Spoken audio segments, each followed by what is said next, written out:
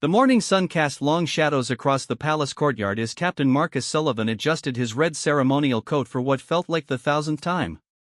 23 years of service to the crown had taught him that duty came first, protocol second, and personal feelings didn't matter at all.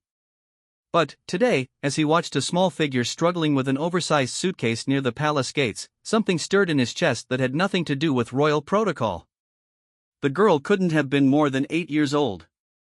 Her clothes were clean but clearly secondhand, and she clutched a crumpled piece of paper in one tiny fist while dragging the suitcase with the other. Marcus had seen enough visitors to know she didn't belong to the usual crowd of dignitaries and officials who pass through these gates daily. "Sir," called Guard Thomas Chen, one of the younger members of his unit. "Should I redirect the child to the public entrance?" Marcus was about to nod when he noticed the tears streaming down the girl's face.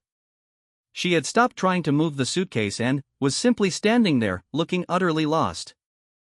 The captain found himself walking toward her before his brain could remind him of proper procedure.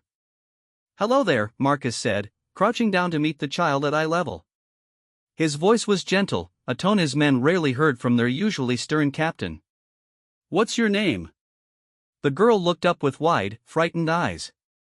I'm Sophie," she whispered. "I'm looking for the Queen. My mama said the Queen helps children when their parents go to heaven." Marcus felt his heart skip a beat. This wasn't the first time a child had arrived at the palace seeking help, but something about Sophie's quiet dignity touched him deeply. "Sophie, that's a beautiful name. Can you tell me what's in that big suitcase of yours?" She wiped her nose with the back of her hand. "Everything I own. The lady at the children's home said I had to pack it all because I'm moving somewhere new today. But I wanted to ask the Queen if I could stay in my old house where Mama and Daddy's pictures are." Marcus glanced back at his men, who were watching with curious expressions. Protocol dictated that he should escort the child to the appropriate social services office. But the paper in Sophie's hand caught his attention. It bore the official seal of the local Children's Services Department. "Sophie, may I see your paper?" She handed it over trustingly.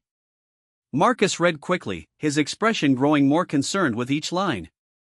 Sophie was being transferred to a facility 3 hours away because her local children's home was overcrowded.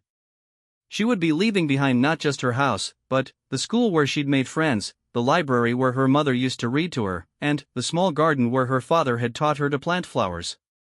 "Guard Chen," Marcus called softly. "Could you please help Sophie with her suitcase? I think we need to make a special exception today." What happened next would be talked about in the palace corridors for years to come. Captain Marcus Sullivan, known for his unwavering adherence to rules and regulations, personally escorted 8-year-old Sophie through the palace halls. But he didn't take her to see the Queen immediately. Instead, he brought her to the palace kitchen. "Mrs. Henderson," he said to the head cook, a motherly woman who had worked in the palace for 30 years. "We have a special guest today. Sophie here has had a very difficult morning, and I was hoping you might have some of those chocolate biscuits that smell so wonderful." Mrs. Henderson took one look at Sophie's tear-streaked face and immediately understood. "Of course, Captain. Sophie, dear, would you like some warm milk to go with those biscuits? And perhaps you'd like to help me make some fresh ones? I could use an assistant today." As Sophie's face lit up with the first genuine smile Marcus had seen from her, he felt something he hadn't experienced in years, the satisfaction of doing something purely because it was right, not because it was ordered or expected. While Sophie helped Mrs. Henderson in the kitchen, Marcus made several phone calls. He contacted the Children's Services Office, the local council housing department, and even reached out to a few contacts he had in the community. By the time Sophie had finished her second chocolate biscuit, Marcus had a plan. "Sophie," he said, sitting down beside her at the large kitchen table. "I've been talking to some very important people about your situation. It turns out that sometimes, when children are very special, exceptions can be made to certain rules." Sophie looked at him with hope shining in her eyes. "What kind of exceptions?" "Well, there's a family not far from your old house who has been wanting to welcome a child into their home. They're teachers at your school, actually. Mr. and Mrs. Williams from the art department. They've heard about you and, would very much like to meet you." The hope in Sophie's eyes was so bright that Marcus felt his own eyes growing misty. But he wasn't finished yet. "And," he continued, "the Queen has indeed heard about you. She's asked me to tell you that she thinks children should stay close to the places and people they love whenever possible. She's personally ensured that you can visit your old house whenever you want, and that your parents' pictures and garden will be taken care of." Sophie threw her small arms around Marcus's neck, nearly knocking over his ceremonial hat. "Thank you," she whispered. "Thank you for helping me." As Marcus held the child, he caught sight of his reflection in the kitchen window. The stern captain was gone, replaced by a man whose eyes were soft with compassion. Behind him, he could see several of his guards watching through the doorway, and he realized this moment was teaching them something no training manual ever could. Guard Chen approached quietly. "Sir, Mrs. Williams is here. She brought her husband and some of their art supplies.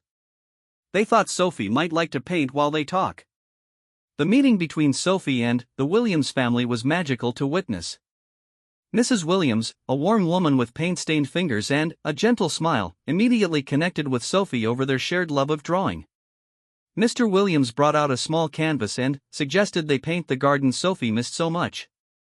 "We could make a picture of it," he suggested, "and hang it in your new room. That way, your parents' garden would always be with you." As Marcus watched Sophie begin to relax and laugh with her potential new family, he reflected on the events of the morning. He had broken at least a dozen protocols, used palace resources for an unofficial purpose, and involved the Queen's name in matters that hadn't actually been approved by her office. But, when Her Majesty herself appeared in the kitchen doorway an hour later, Marcus knew immediately that he had made the right choice.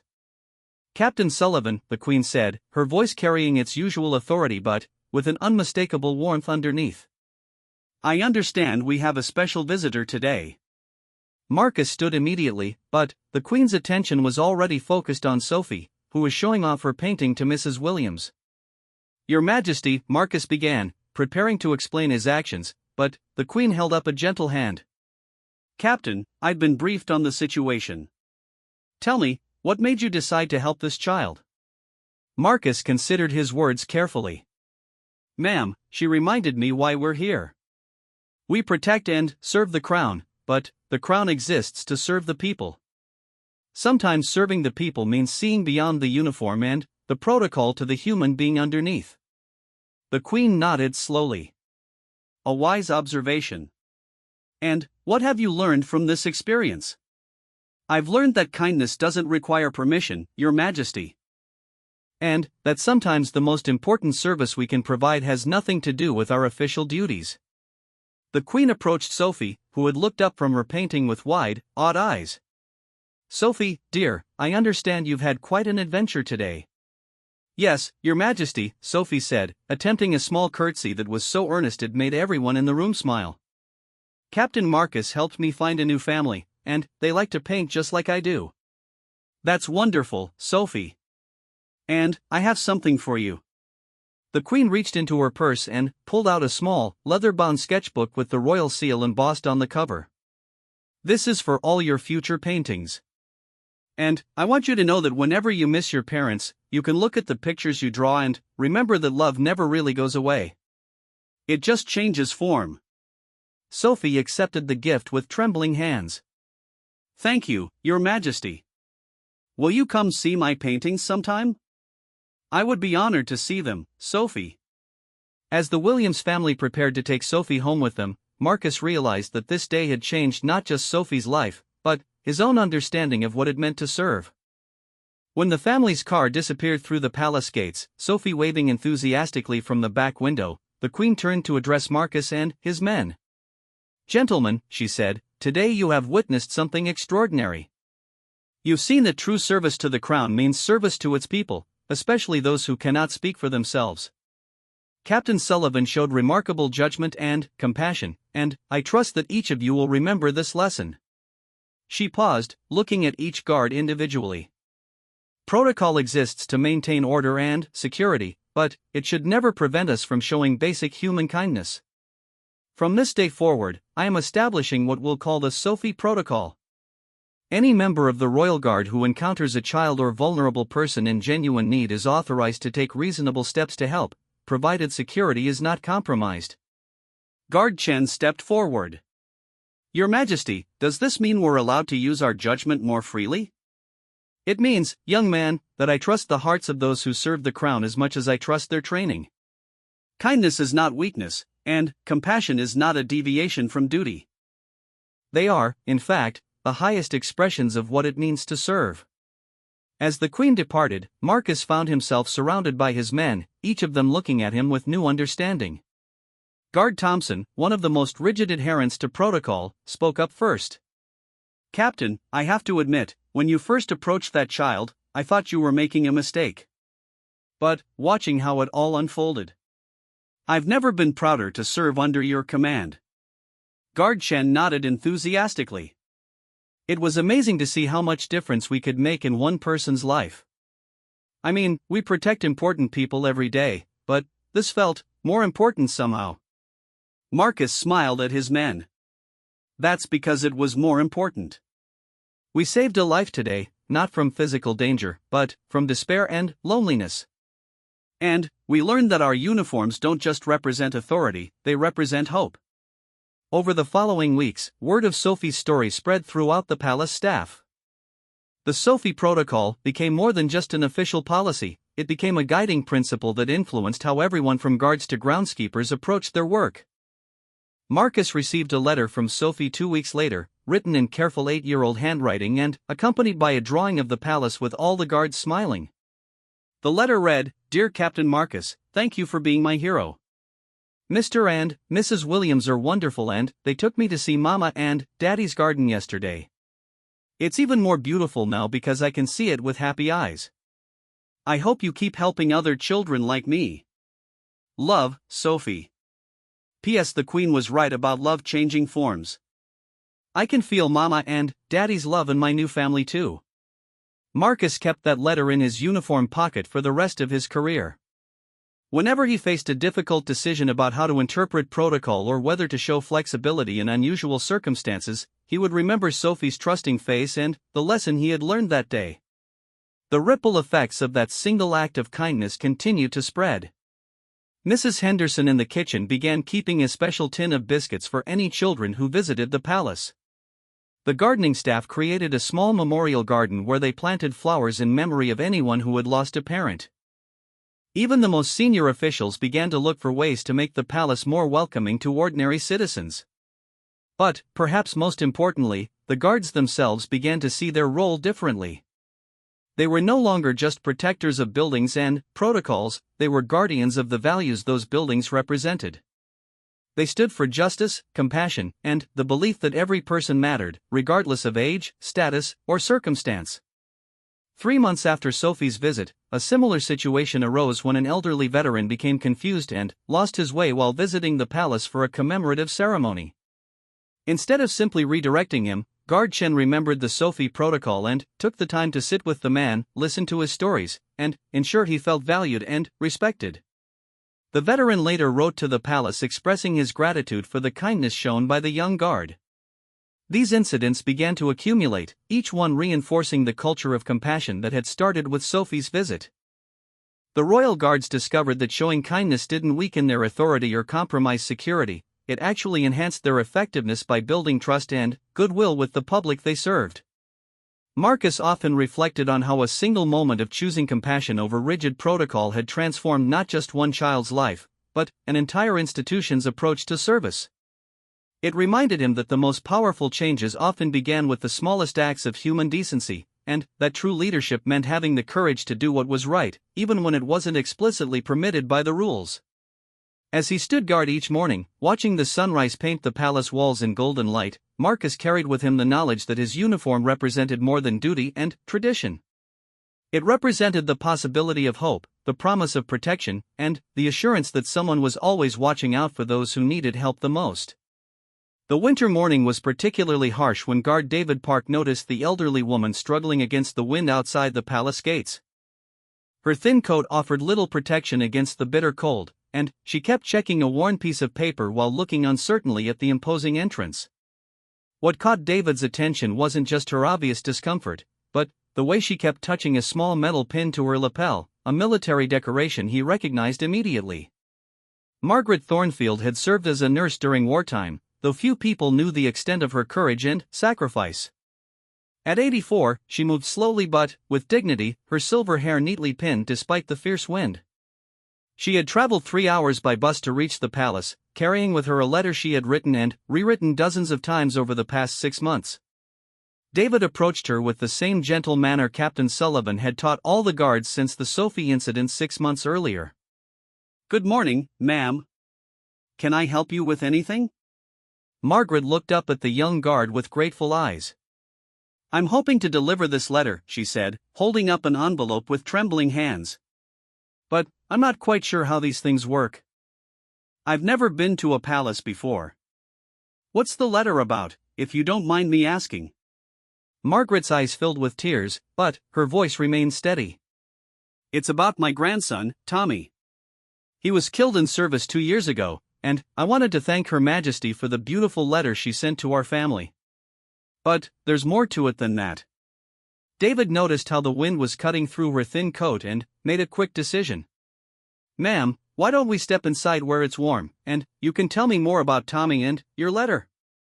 This simple act of bringing Margaret inside would later be remembered as the second major kindness that helped establish the palace's new culture of compassion. David led her to a small waiting area near the main entrance, where the heating provided relief from the brutal cold outside. "Now then," David said, settling into a chair beside her, "tell me about your grandson." Margaret's face lit up as she began to speak about Tommy. "He was 22, just finished his training as a medic. He always wanted to help people, even as a little boy. When he deployed, he would send me letters every week, telling me about the children he was helping in the villages, the medical clinics he was setting up." She paused, composing herself before continuing.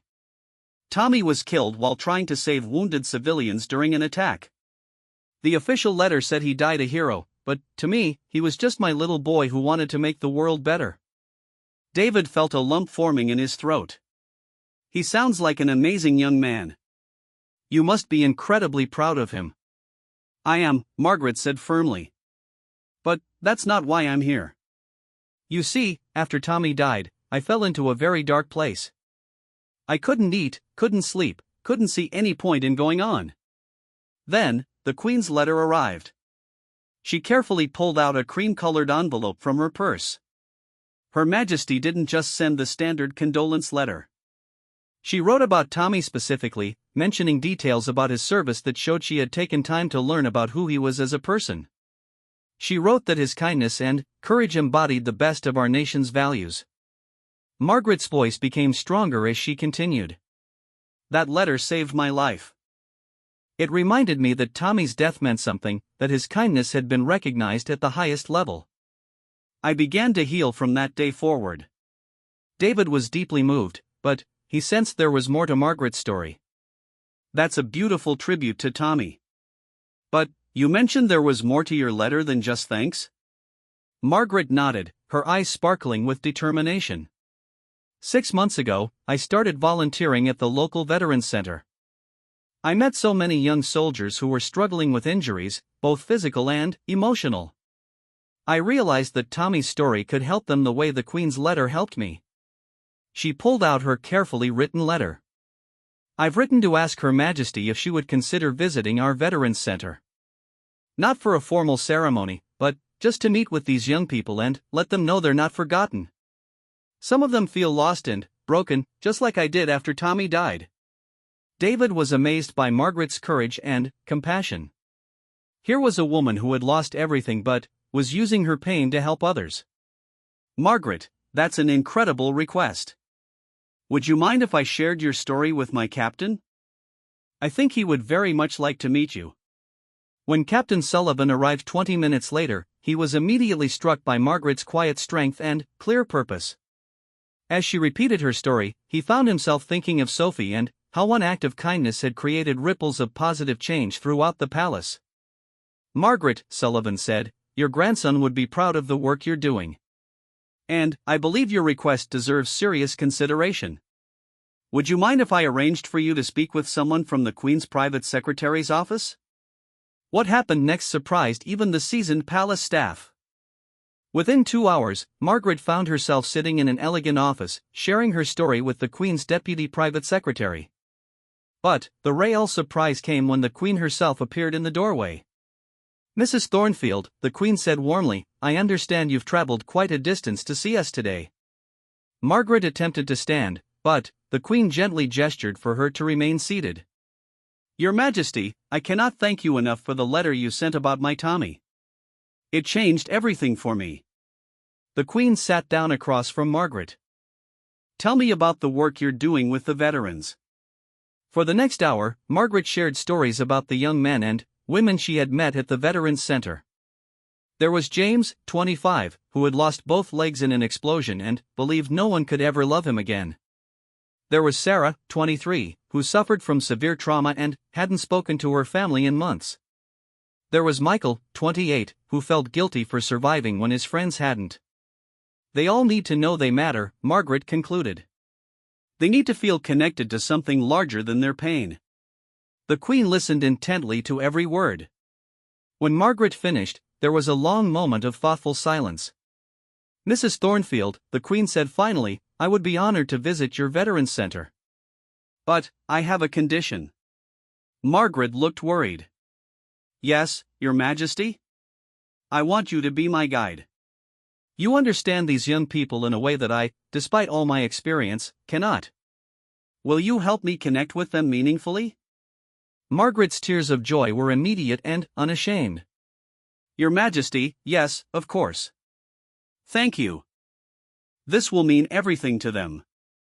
As arrangements were made for the Queen's visit to the Veterans Center, Captain Sullivan realized that Margaret's story represented something profound. Like Sophie, Margaret had arrived at the palace as an individual in need, but her request was entirely focused on helping others. These encounters were teaching the guards that true nobility wasn't about titles or ceremony, it was about using whatever position or power you had to lift up those who were struggling. 2 weeks later, the Queen's visit to the Veterans Center proved to be one of the most moving events in recent royal history. Margaret had prepared the veterans carefully, sharing her own story of loss and recovery, and explaining how the Queen's letter had helped her find purpose again. When the Queen arrived, accompanied by Captain Sullivan and Guard Park, she didn't behave like a visiting dignitary. Instead, following Margaret's guidance, she sat with each veteran individually, asking about their experiences, their hopes, and their struggles. With James, the double amputee, she discussed adaptive sports programs and introduced him to a Paralympic athlete who had accompanied her discreetly. With Sarah, who suffered from trauma, she spoke quietly about the importance of accepting help and maintaining connections with family. With Michael, who battled survivor's guilt, she shared stories of other veterans who had found ways to honor their fallen comrades through service.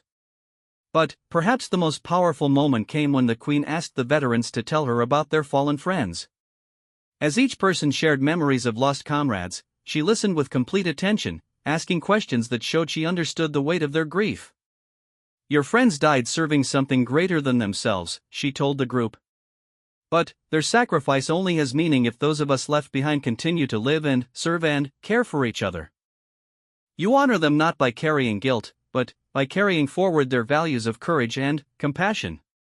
Guard Park, who had been present for the entire visit, later told his colleagues that he had never seen anything more powerful than watching Margaret and the Queen work together to bring hope back into those young lives. The Veterans Center visit sparked a new royal initiative. The Queen established a regular program of informal visits to support facilities for veterans, young people in care, and elderly citizens. These visits were kept simple and private, focused on human connection rather than ceremony. Captain Sullivan assigned different guards to accompany these visits, understanding that witnessing such acts of service would continue to shape his men's understanding of their role. Guard Park became particularly involved with the Veterans Program, using his own military background to connect with the young people they met. Margaret became a regular visitor to the palace, not as someone seeking help, but as someone offering wisdom. She worked with the staff to identify other community leaders who were doing important work but might benefit from royal recognition or support. One particularly meaningful development came 6 months later when Tommy's former unit requested permission to establish a memorial garden at their base in his honor. Margaret asked if some of the palace gardeners might help with the design, and the Queen immediately approved the request. The memorial garden project became a collaboration between palace staff and military personnel, with Guard Park helping to coordinate the effort. The garden featured not just a memorial to Tommy, but spaces dedicated to healing and reflection for all service members dealing with loss. During the garden's dedication ceremony, Margaret stood beside Tommy's commanding officer and the Queen, watching as dozens of veterans and their families gathered to honor not just Tommy's memory, but their shared commitment to supporting each other. Tommy always believed that kindness was contagious, Margaret said in her brief speech. He believed that one person's compassion could spread to others, creating circles of care that reached far beyond what any individual could imagine. Today, I see that he was right. Guard Park, watching from his position near the memorial stone, reflected on how Margaret's simple act of writing a letter had created something beautiful and lasting. Her courage in sharing her story had not only brought comfort to other veterans, but had also deepened everyone's understanding of what it meant to serve with honor. The guards began to see patterns in these encounters. Whether it was Sophie seeking help or Margaret offering service, the most meaningful interactions happened when people were treated as individuals with unique stories and valuable contributions. Protocol remained important for security and efficiency, but it could never replace the human judgment needed to recognize when someone needed special attention or care. Captain Sullivan often shared Margaret's story during training sessions for new guards. "Mrs. Thornfield taught us that service is circular," he would explain. She served by caring for Tommy, Tommy served by protecting others, the Queen served by recognizing Margaret's pain, and Margaret now serves by caring for other veterans. Our job as guards is to protect this circle of service, not just with our weapons and our training, but with our hearts and our humanity. The Veterans Center continued to thrive, becoming a model for similar programs across the country. Margaret, now 85, still volunteered there regularly, sharing Tommy's story and the Queen's message of hope with new visitors. She had found her purpose in helping others find theirs. For Guard Park, Margaret's example had been transformative. He began volunteering at the Veterans Center during his off hours, using his position as a Royal Guard to help bridge the gap between military service members and civilian society. His colleagues joined him, and soon several guards were involved in various community service projects. The Margaret Protocol became an informal addition to the Sophie Protocol, an understanding that the guards should watch for people who might appear to be seeking help but were actually offering to serve others. These individuals often needed different kinds of support, connections to resources, introductions to decision makers, or simply someone willing to listen to their ideas and take them seriously. As winter turned to spring, Margaret sent the palace regular updates about the veterans she was helping. Each letter included drawings and notes from the young people themselves, expressing gratitude for the Queen's visit and ongoing support. These letters were displayed in the guards' common room, serving as daily reminders of why their work mattered. The story of Margaret and Tommy had shown everyone at the palace that heroism came in many forms. Tommy's heroism was visible and recognized; he had died saving others. But Margaret's heroism was quieter and more sustained. She had chosen to transform her grief into service, creating hope for others who were struggling with their own losses. The guards learned that their role included recognizing and supporting both kinds of heroism, the dramatic acts of courage that made headlines, and the daily acts of compassion that happened quietly but changed lives just as profoundly. The spring rain was falling steadily when guard Elena Rodriguez noticed the young man sitting on the bench across from the palace gates. He had been there for over 2 hours, completely still despite being soaked through. What made Elena pay closer attention wasn't just his obvious distress, but the way he kept staring at the palace with an expression of deep longing mixed with despair. Ahmed Hassan was 26 years old, a refugee who had arrived in the country 3 years earlier with nothing but the clothes on his back and a burning desire to contribute to his new home. He spoke 4 languages, held a degree in engineering from his homeland, and had spent the past 3 years working multiple jobs while trying to navigate the complex process of having his qualifications recognized. Elena had been a guard for 5 years, and the lessons learned from Sophie and Margaret had shaped her approach to the job. She saw her uniform not just as a symbol of authority, but as a sign that she was someone who could be trusted to help. As she watched Ahmed sitting motionless in the rain, she felt compelled to act. "Excuse me," Elena said, approaching the bench with an umbrella. "You've been sitting out here for quite a while. Are you waiting for someone?" Ahmed looked up, surprised that anyone had noticed him.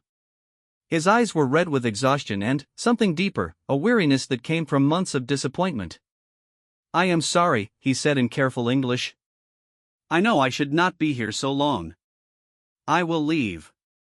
"No, please don't apologize," Elena said, sitting down beside him and extending the umbrella to cover them both. "I'm just concerned about you sitting in the rain. I'm Elena. What's your name?" "Ahmed," he replied quietly. "I am from Syria. I have been looking at the palace and thinking about my letter." Elena's interest was immediately piqued. After Sophie and Margaret, palace letters had taken on special significance for the guards. "What letter is that?" Ahmed reached into his jacket and pulled out a waterlogged envelope. "I wrote to the Queen about my idea for helping other refugees, but I received a reply saying that such matters should go through the proper government departments." "I understand this, but those departments..." He trailed off, looking frustrated. "What kind of idea?" Elena asked gently. Ahmed's face brightened for the first time since she had approached. "I want to create a program where refugees who have established themselves can mentor new arrivals. Not just for practical things like finding housing or jobs, but for the emotional journey of making a new country home." He continued, his passion overcoming his exhaustion. "When I first arrived, I knew nothing about how things work here. I made so many mistakes, missed opportunities, felt so lost and alone. But I also met kind people who helped me, and slowly I learned not just the language and the customs, but how to find hope again." Elena was fascinated. "That sounds like an amazing program. What happened when you tried to go through the government departments?" Ahmed sighed deeply. "They said it was a good idea, but there was no funding, no framework, no one whose job it was to implement such things. They gave me forms to fill out, committees to petition, processes that could take years. Meanwhile, new refugees arrive every day, making the same mistakes I made, feeling the same despair I felt." "So you wrote to the Queen?" "I thought perhaps she could cut through the bureaucracy, or at least help me find the right person to speak with. But the reply was very formal, very polite, and essentially told me to go back to the same departments that had already told me they could not help." Elena studied Ahmed's face as he spoke. She could see the intelligence in his eyes, the genuine desire to help others, and the frustration of someone who had a solution to a real problem but couldn't find a way to implement it. This reminded her strongly of Margaret's situation, someone with valuable experience and clear vision, but lacking the connections needed to turn ideas into action. "Ahmed, would you be willing to come inside and tell me more about your program? I'd like some of my colleagues to hear this." Ahmed looked uncertain. "I do not want to cause trouble. I know I cannot just demand an audience with the Queen." "You're not demanding anything," Elena assured him. "You're sharing an idea that could help people. That's exactly the kind of thing we should be listening to." What Elena did next was now standard practice among the palace guards, thanks to the precedents set by Captain Sullivan and Guard Park. She brought Ahmed inside, got him warm dry clothes from the staff quarters, and arranged for him to have a hot meal while she contacted her superiors. Captain Sullivan arrived within an hour, accompanied by Guard Park and a woman Elena hadn't met before. She introduced herself as Dr. Sarah Mitchell, a policy advisor who specialized in refugee integration programs.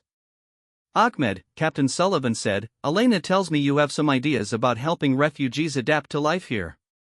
We'd very much like to hear about them." As Ahmed shared his vision in detail, the group realized they were hearing something special. His program wasn't just theoretical, he had already been informally mentoring refugees in his spare time and had clear evidence of its effectiveness. "I have helped 12 families over the past year," Ahmed explained. "The Khalil family from Iraq, the father is now working as an electrician after I helped him understand the certification process. The Okafor family from Nigeria, I helped the mother find a job that matched her accounting background. The young man named Dmitry from Ukraine. I helped him enroll in university to continue his medical studies. Dr. Mitchell was taking detailed notes. Ahmed, this is exactly the kind of peer support program that research shows is most effective. Have you documented any of this work? Ahmed nodded enthusiastically. I keep careful records. I also created simple guides in multiple languages explaining things like how to open a bank account, how to register children for school, how to find community resources. I translate them myself. May I see these guides? Dr. Mitchell asked. Ahmed pulled out a folder from his bag, containing handwritten guides in Arabic, Kurdish, French, and English. The documents were simple but comprehensive, covering everything from practical necessities to emotional coping strategies. Guard Park, who had been quietly listening, spoke up. Ahmed, these guides are incredible. How long did it take you to create them? I work on them in the evenings after my regular jobs. It takes me perhaps 2 hours each night, but it feels important. I remember how confused and frightened I was when I first arrived, and I think if someone had given me information like this, it would have changed everything. Dr. Mitchell looked up from the guides. Ahmed, I need to be completely honest with you. You've independently created something that my department has been trying to develop for months. These guides are better than anything we've produced because they're written by someone who has actually lived through the experience. The room fell silent as everyone absorbed this information. Here was a refugee who had not only successfully integrated into his new country, but had identified a crucial gap in services and developed an effective solution entirely on his own initiative. Captain Sullivan leaned forward. Ahmed, what would you need to expand this program? Official recognition would help tremendously, Ahmed replied. Right now, I can only help people I meet by chance or through word of mouth. If there was a formal program, new refugees could be connected to mentors immediately upon arrival. And, if mentors received some training and support, they could help even more effectively. What about funding? Dr. Mitchell asked. Ahmed shrugged. I do this work for free because it is important. But, if there was money to print the guides properly, to rent space for group meetings, to provide transportation vouchers for people to attend training sessions, we could help many more families. Dr. Mitchell turned to Captain Sullivan. I need to make some phone calls. This is exactly the kind of innovative, community-based solution my minister has been asking for. Ahmed, would you be available to meet with some government officials next week? Of course, Ahmed said, barely able to contain his excitement. But, I must ask, is this really possible?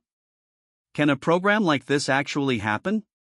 Elena, who had been watching the entire conversation with growing amazement, spoke up. Ahmed, 3 months ago I met a woman who wanted to help veterans, and 6 months before that, my captain helped a little girl find a new family. I've learned that when someone has a genuine desire to help others and a clear plan for doing it, amazing things can happen very quickly. The meeting concluded with Dr. Mitchell taking copies of all Ahmed's materials and scheduling a presentation for him to give to a parliamentary committee on refugee services. But, the story was far from over. Word of Ahmed's program spread quickly through the palace staff. The Queen herself requested a briefing on the initiative, and, within 2 weeks, Ahmed found himself in the same elegant office where Margaret had shared her story months earlier. Mr. Hassan, the Queen said, I understand you've developed a remarkable program for helping refugees integrate into our society. Ahmed still couldn't quite believe he was sitting across from the Queen. Your Majesty, I only wanted to help others avoid the difficulties I experienced. I never imagined it would lead to this. Tell me about those difficulties, the Queen requested. Ahmed shared his story with the same honesty he had shown Elena. He described arriving with high hopes but quickly becoming overwhelmed by the complexity of starting over in a new country. He talked about the loneliness, the frustration of being highly educated but unable to work in his field, the constant feeling of being an outsider. But, I was fortunate, he continued. I met people who helped me, a librarian who spent extra time teaching me about local customs, a neighbor who helped me understand the school system when my nephew arrived, a colleague who invited me to family dinners so I could practice conversational English. And, you want to systematize that kind of support? Exactly, Your Majesty. Every refugee needs practical help, but we also need to feel that we belong somewhere, that our contributions are valued. When established refugees help new arrivals, both groups benefit. The new arrivals get guidance from someone who understands their experience, and the established refugees get to use their knowledge to help others. The Queen was quiet for a long moment. Mr. Hassan, your program addresses something I've been concerned about for some time. We receive refugees because it's the right thing to do, but we haven't always been successful at helping them feel truly welcomed. Your approach could change that. I hope so, Your Majesty. But I will need help to make it work properly. You'll have it, the Queen said firmly. I'm instructing my staff to work with Dr. Mitchell's department to provide whatever support is necessary to launch your program. But I have a request. Ahmed looked concerned. Yes, Your Majesty? I want you to train some of my household staff in your approach. We host many international visitors, and I think your insights could help us be more welcoming to people from different cultural backgrounds. Ahmed's face broke into a huge smile. Your Majesty, I would be honored. This is beyond anything I ever dreamed possible. 6 months later, the Ahmed Initiative was officially launched at a ceremony in the palace courtyard. Ahmed stood beside the Queen as she announced the program, which would provide training and support for refugee mentors across the country. The program was revolutionary in its simplicity. New refugees were paired with established ones within their first week of arrival. Mentors received training and small stipends to help with their time and travel expenses. Community centers provided meeting spaces, and local governments helped connect the program with existing services. But, perhaps most importantly, the program recognized refugees not just as people who needed help, but as people with valuable knowledge and experience to share. Ahmed's insight that helping others was crucial to feeling truly integrated had transformed government policy. Elena, who had been promoted to sergeant partly based on her role in discovering Ahmed's program, was assigned to coordinate the palace's involvement in the initiative. She worked with Ahmed to develop training materials and helped arrange visits between refugee mentor groups and palace staff. The impact was immediate and profound. Within 6 months, refugee integration statistics showed significant improvement in employment rates, school enrollment for refugee children, and community engagement. But the qualitative feedback was even more impressive. Maria Santos, a refugee from El Salvador, wrote to thank Ahmed for connecting her with Carmen, a mentor from Honduras who had arrived 5 years earlier. Carmen didn't just help me find a job, Maria wrote. She helped me find my confidence again. She showed me that being a refugee doesn't mean being helpless.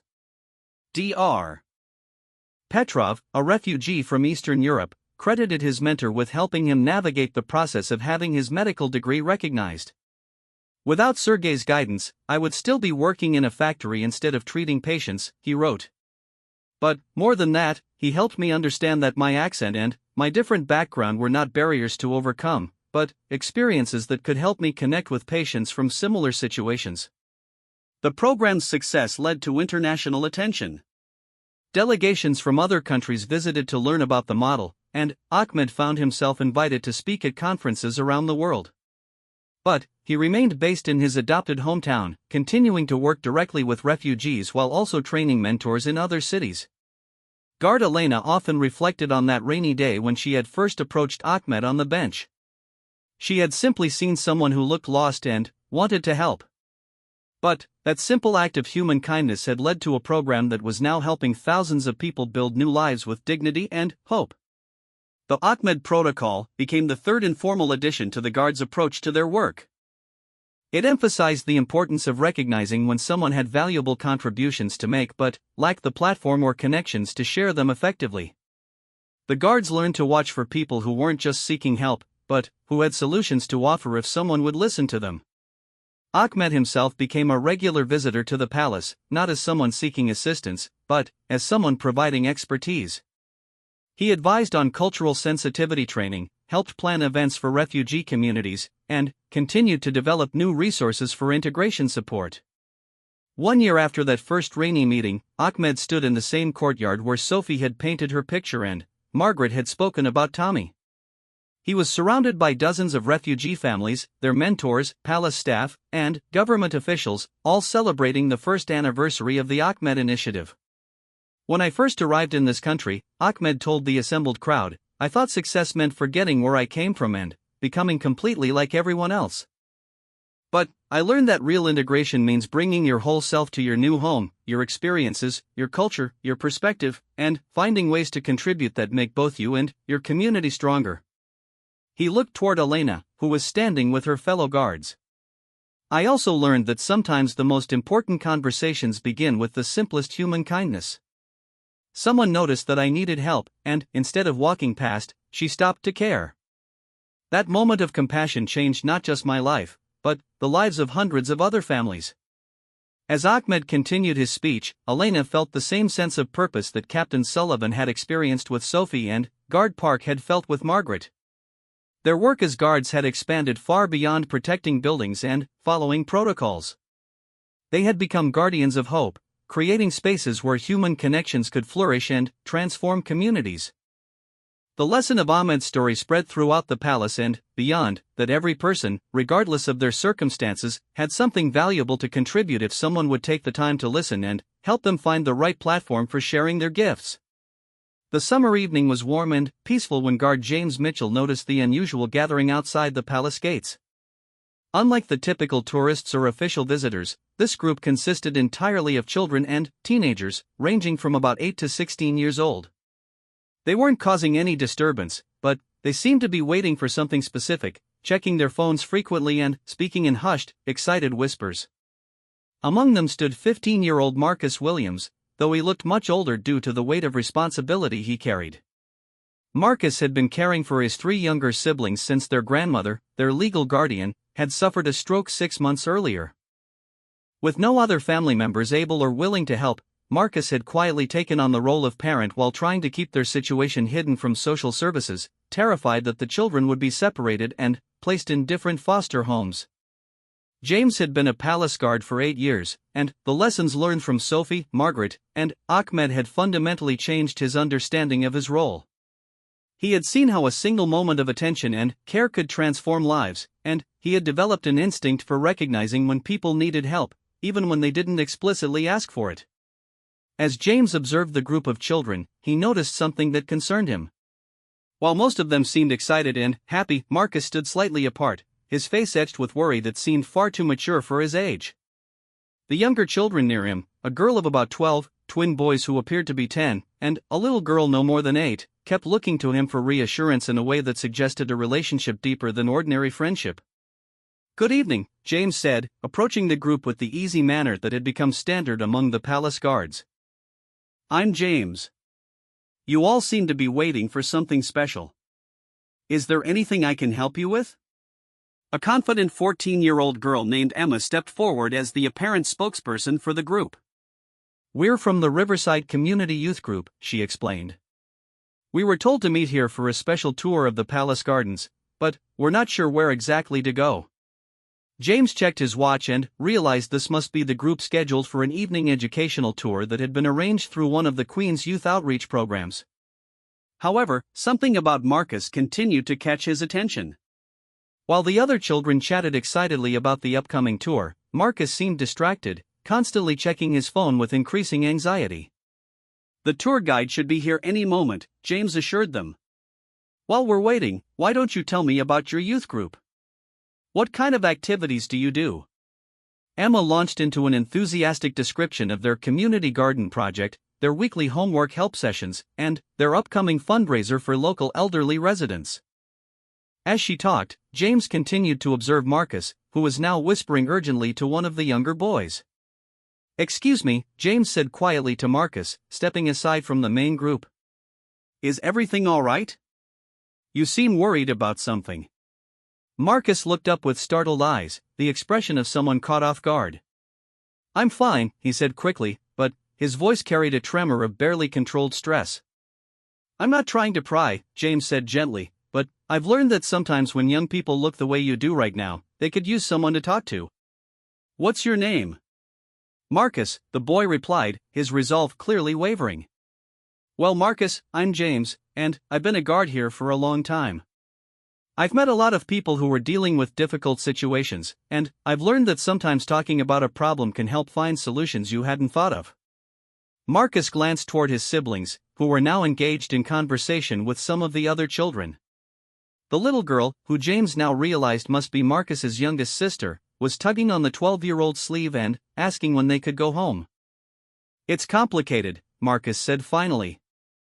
I can't really explain it here. James made a decision that would prove to be as significant as any of the choices made by his colleagues in previous months. Marcus, the tour won't start for another 15 minutes. Would you like to step inside for a moment where we can talk privately? The conversation that followed in the palace's small visitor waiting room revealed a situation that was both heartbreaking and inspiring. Marcus explained how their grandmother had been their guardian since their parents died in a car accident 3 years earlier.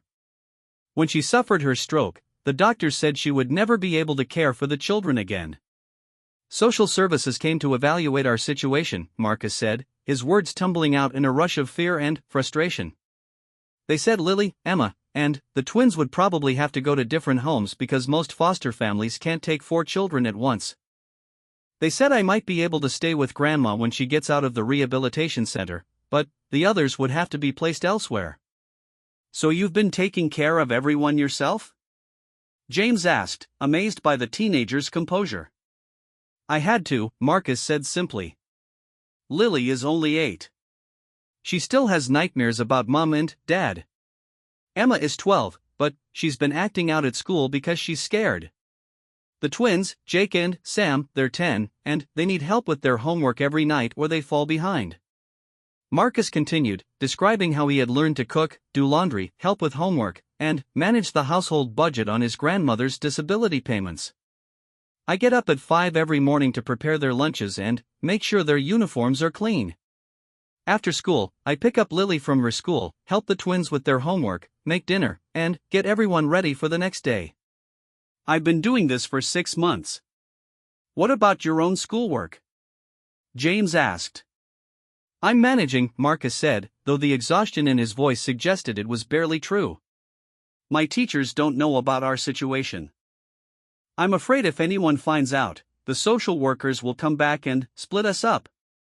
James was struck by the maturity and dedication this 15-year-old was showing, but also deeply concerned about the burden he was carrying. Marcus, you're doing an incredible job taking care of your family, but you shouldn't have to do it all alone. There might be options you haven't considered. Like what? Marcus asked, hope flickering in his eyes for the first time. Well, I don't know all the details of the system, but I know people who do. Would you be willing to let me connect you with someone who specializes in keeping families together? Someone who could help you explore all your options. Before Marcus could answer, Emma appeared in the doorway. Marcus, the tour guide is here, and Lily is asking for you. As they rejoined the group for the garden tour, James found himself thinking about Marcus's situation throughout the evening. Here was another young person showing extraordinary courage and compassion, but struggling with a system that seemed designed to separate rather than support. After the tour concluded and the children departed, James immediately contacted Captain Sullivan to share Marcus's story. By the next morning, they had arranged a meeting with Catherine Reynolds, a family advocate who specialized in complex guardianship situations. James, you were absolutely right to intervene, Catherine said after hearing the details. This family has several options that they probably don't know about. The fact that Marcus has been successfully caring for his siblings for 6 months actually strengthens their case for staying together.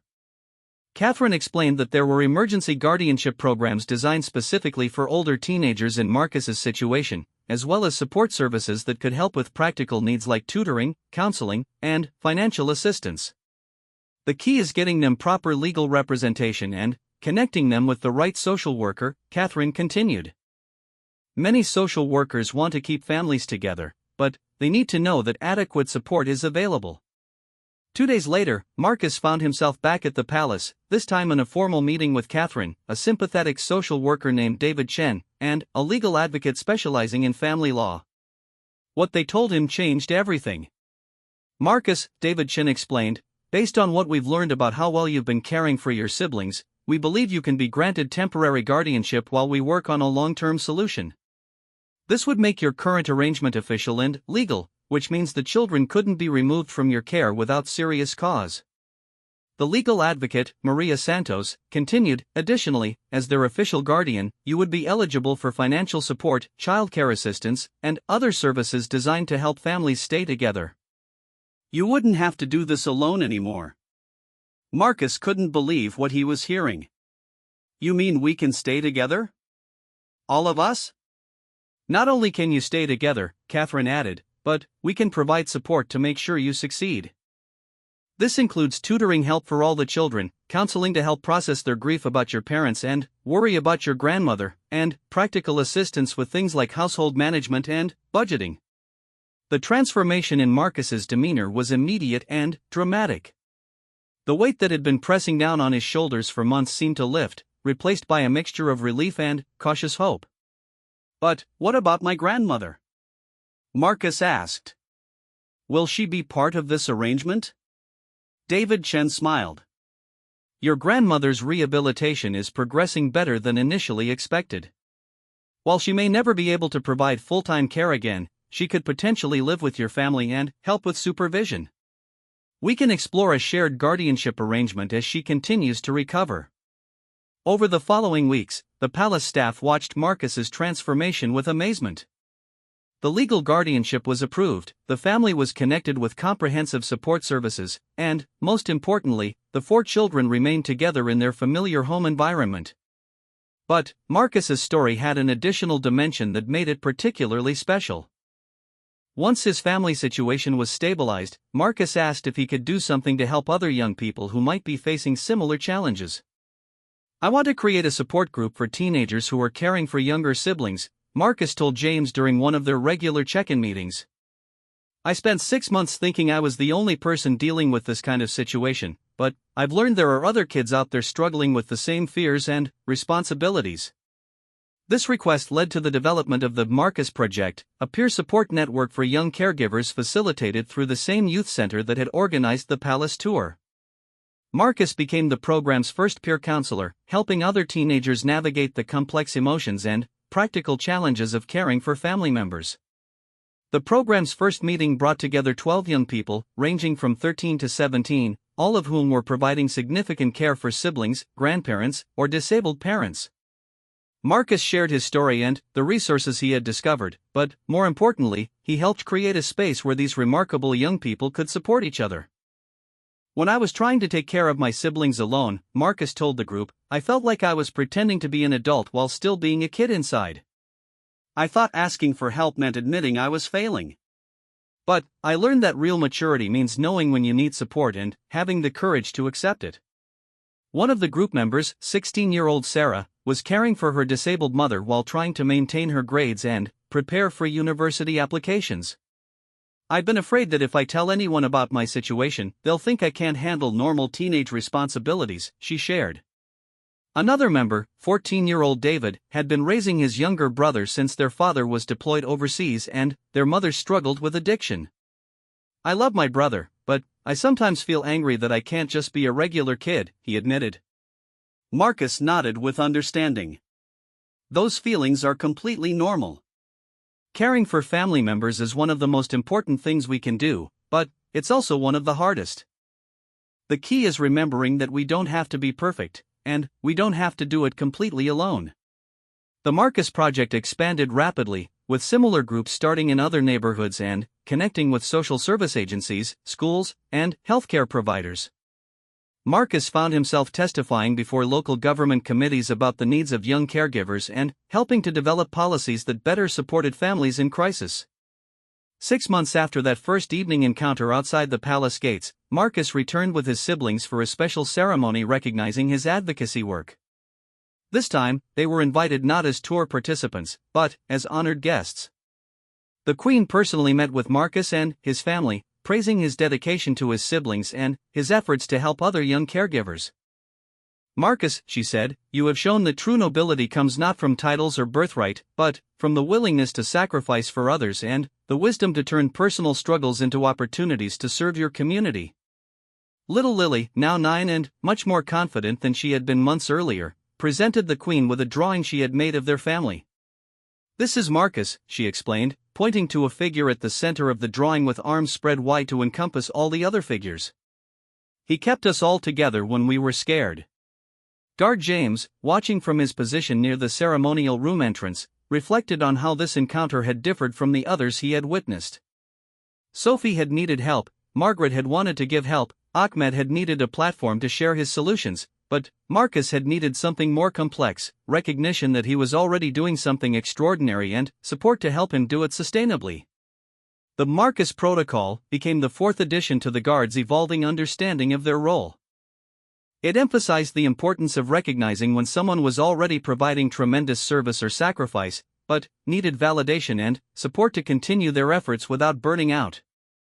Marcus's advocacy work continued to grow, eventually leading to legislative changes that provided better support for young caregivers throughout the country.